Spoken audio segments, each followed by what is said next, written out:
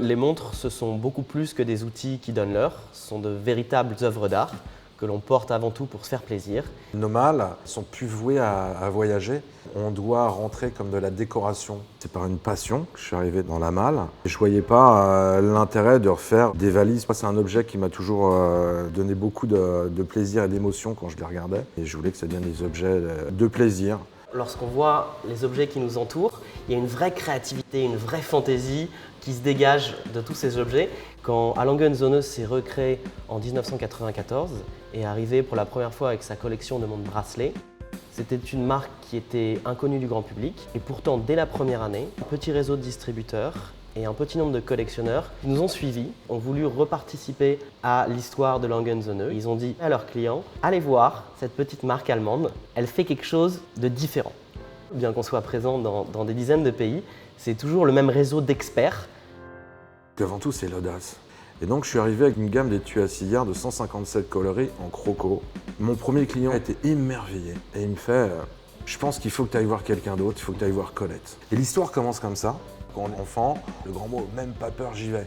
C'est ça, j'y vais, je crée la différenciation. Il y a un mélange de tradition, de savoir-faire artisanal, mais aussi beaucoup de technologie.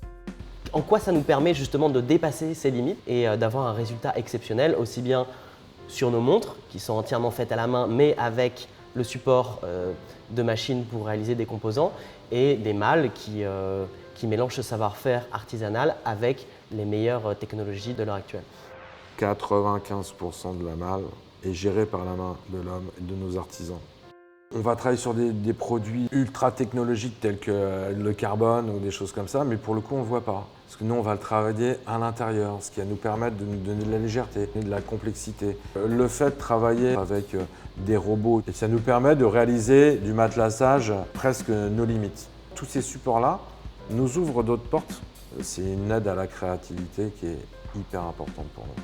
Ne se fixer aucune limite est quelque chose qu'on partage. J'ai vu la fabrication des malles, je sais à quel point la production est réduite, avec juste quelques dizaines de malles qui sortent par an de vos ateliers.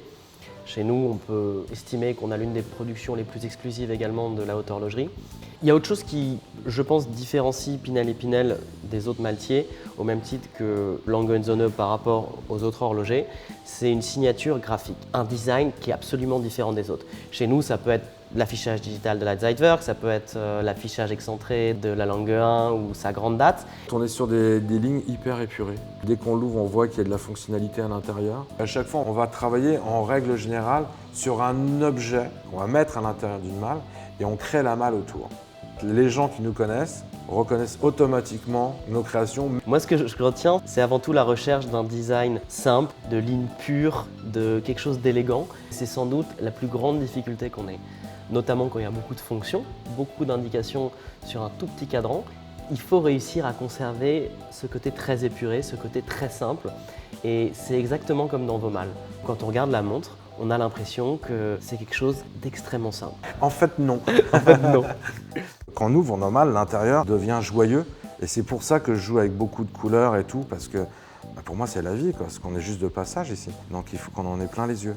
Ce côté intérieur et vie un petit peu cachée et plaisir juste pour soi, ça me rappelle immédiatement les montres Lange. Et lorsqu'on les retourne, c'est un peu la même chose qu'avec les malles Pinel. Tout de suite, il y a beaucoup de couleurs qui nous sautent aux yeux, des centaines de composants, voire parfois plus de 1000 composants dans un seul mouvement. On dit souvent que c'est une petite ville miniature. C'est là qu'on se retrouve. C'est un partage et on partage avec les gens qu'on apprécie.